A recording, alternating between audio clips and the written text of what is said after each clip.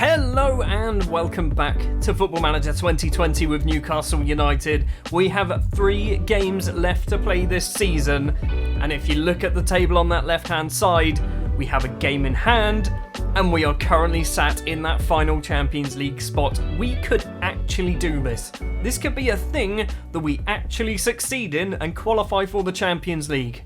Since the last episode, obviously, where we got knocked out of the Europa League in the quarter-finals, we have gone undefeated. It's only 2 matches, both of them at home. First of all, up against Leeds United, 2-0 here. It was Nicky Monasterio and Franco Di Matteo with the goals. Against West Ham, it was a 4-1 victory, and Nicky Monasterio has started scoring goals again, getting himself a hat-trick in this one.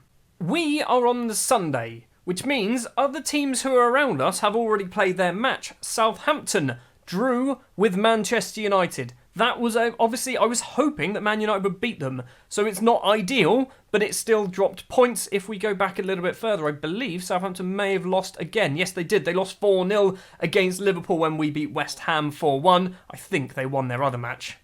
I don't even know when that is. Yeah, it's probably that one there, wasn't it, against Wolves. So yeah, Southampton have dropped points. They haven't won in their last 2 games. Yes, it was against Liverpool and Manchester United, the teams in second and in first place in the table.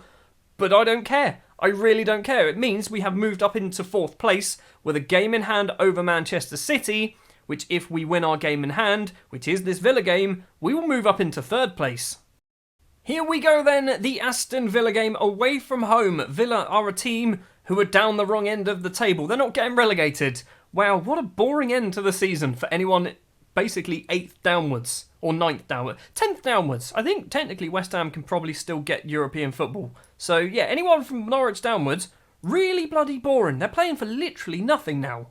We are obviously the last game of the match week. I think we're the last game. So what else has happened? Liverpool have beaten Chelsea, which really doesn't make too much of a difference. But a victory here will put us on to 68 points. 2 points clear of Manchester City and 5 points clear, not 5 points clear, 3 points clear, that's how it works, of Southampton, which means with the final 2 games to play of the season, as long as we just win one of them, I think we can probably say we're safe. Maybe? The starting lineup then for the Aston Villa game. We're going to play the 5-2-1-2 wing-back custom vertical tiki-taka formation, which apparently isn't tiki-taka anymore, apparently. So every now and then my coaches come back and say, you really should reset your mentalities and your in-possession, in-transition stuff because you don't really match what your style is anymore. But it works, so I don't really care. In goal is going to be Adonam, a back 3 of Matthias Jakobsen, Fernando Zelaya and Harry Maguire. Johnny Santos and Marlon Charles will be the 2 wing-backs with Matteo Guendouzi and Lewis Cook in the middle of the pitch. We've got a little bit of a problem.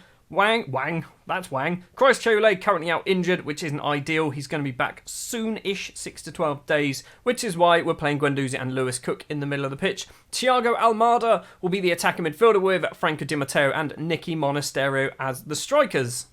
Fite Arp hasn't really been doing much. He's got a couple of goals. He scored 2 in 8 starts, but I think they were both penalties. So, I mean, he's picking up goals here and there, but they're not necessarily as consistent as I want him to be. And when he's bad, he's real bad. A 6.5 there, a 6.3 there, a 6.5 there as well. He just needs to start, performing consistently. That's what I want. So it's a bit surreal for me at the moment. There is no pressure on us, because if we don't qualify for the Champions League, it's still a successful season. Obviously, I want to qualify for the Champions League, because that would be, since we've joined the club, which is, 5 years ago now? In 5 years, we've taken them from Championship winners, which we did in our first season, to a couple of mid-table finishes, Europa League, and then Champions League. Which means, next season, we're probably going to win the thing. I assume Villa still play at Villa Park, but their stadium looks extremely weird in this match engine. There's literally no corners, but gigantic stands in the middle. It's odd. Almada with a corner for us, 12 minutes on the clock. Zelaya is there, and the Paraguayan's header is over the bar. First highlight goes to us. One thing that has been noticed since the match engine has been updated, there's been a lot less highlights, and I've noticed this as well. We've got the ball though with Di Matteo, passes it back to Johnny Santos. The Portuguese crosses it. Nicky Monasterio on the volley, forces a save from Pozovec. McDonald can run the ball clear. So yeah, as I was trying to say, there's not as many highlights. So far, we've actually had quite a few, haven't we? We've had 3 in the first 23 minutes. But the last few games haven't been massively highlight heavy. Alenya goes for goal. He's almost scored. They have scored.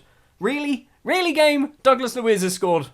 I need to remember, this is our game in hand, and it doesn't really matter if we don't qualify for the Champions League. We shouldn't be qualifying for the Champions League. We're a mid-table side. Champions League is a pipe dream. Let's give them a shout. Give them a demand more. Obviously, I do want to qualify for the Champions League, but if we don't do it, it's not the end of the world, probably. Half-time then. It is 1-0. Douglas Luiz with the only goal of the game. We've not been bad. We've just not been good. Again, strikers. Strikers struggling. What is happening with our strikers? Let's just shout at them every single time. Maybe we need to add some things here. Maybe just shoot more often. I don't know, take more risks and shoot more often. Maybe you can both do that. You're already shooting more often. Take some more risks as well. Well, second half has started exceptionally well. So far, 10 minutes in, all that's happened is 2 Aston Villa players have picked up a slight knock each. They're still on the pitch. Let's give them a show some passion. We've got to highlight McDonald to Carlos Alenia. Gets it back to McDonald. Can play it forward. Douglas Luiz isn't going to get there. Guendouzi finds Di Matteo.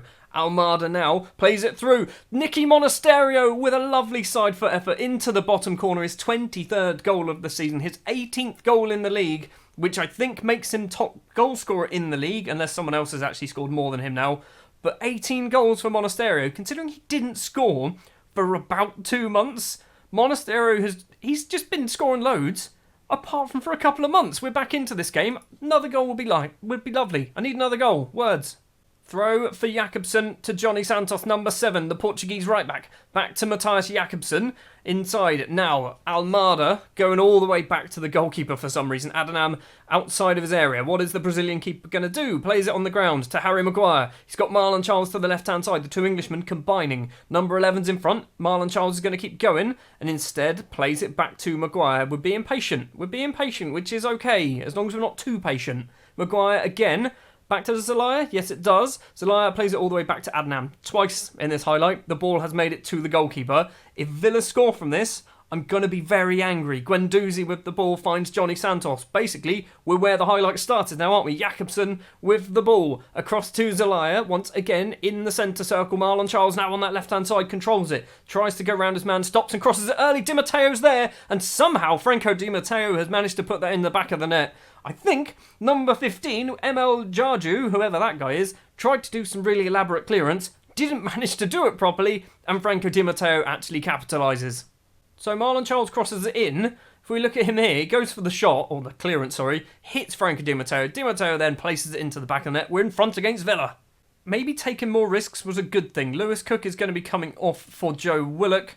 Going to swap you two over. No, we're not. You can stay as a ball-winning midfielder.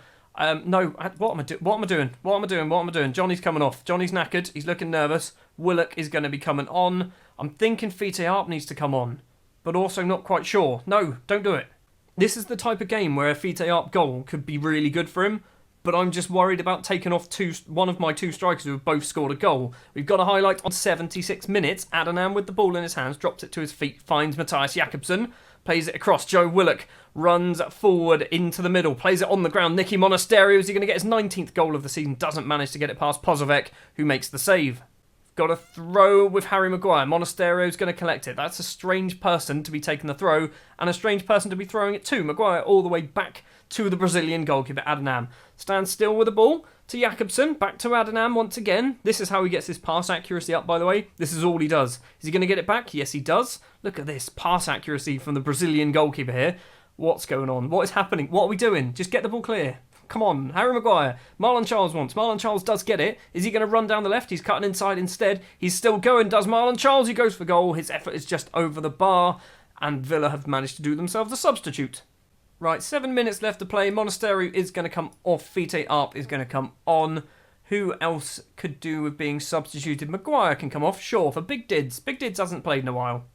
And Lewis Cook's picked up an injury. Great. Fite Arp with the ball, though, with 4.5 minutes to play. Marlon Charles runs into the penalty area. He's been just forced off the ball. It is going to be a penalty. That is the softest penalty, if that is given. Oh, my word. Fite Arp, then. He's going to step up. Is he going to get his 3rd penalty out of 3 in a row? Here he is, then, the German up against Pozovec. Blasts it into the back of the net. 86 minutes on the clock. 3-1 up against Aston Villa. £46 million worth of Fite Arp for 5 goals, and I think 3 of them were penalties. Not that I'm fussed, to be honest. A goal is a goal, a win is a win. This is 3 points away from home against Aston Villa, admittedly a team that we should be beating anyway, But it's a good win. It's a good win, and VTR getting on the score sheet again kind of gives them a little bit of a boost, because the board are getting annoyed that VTR isn't very good at football, and I kind of agree with them. Nascimento says, I can't think of anything particular. Never say that. Never say that. Just say a good win. Well done. Calmly. Don't give them too much praise. Just say well done.